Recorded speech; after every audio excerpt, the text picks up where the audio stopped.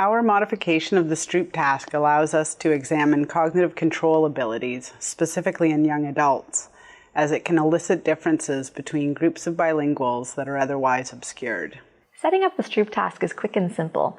Our protocol increases the level of task difficulty, making it suitable for participants whose cognitive abilities are already at their peak.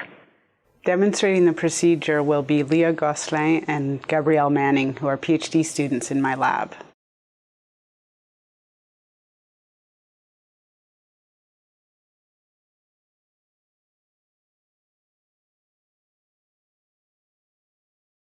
To create the congruent items in language A, program 6 color terms written in capital letters in size 60 times New Roman font for which the written word and the font color match.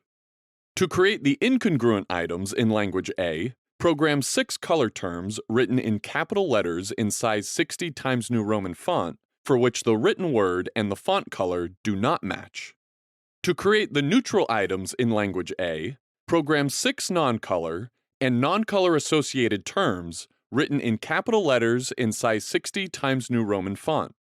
Present each word in each of the colors used in the previous 2 steps, and repeat the previous 3 steps to create items in language B, making sure not to use color terms that are cognates in the 2 languages.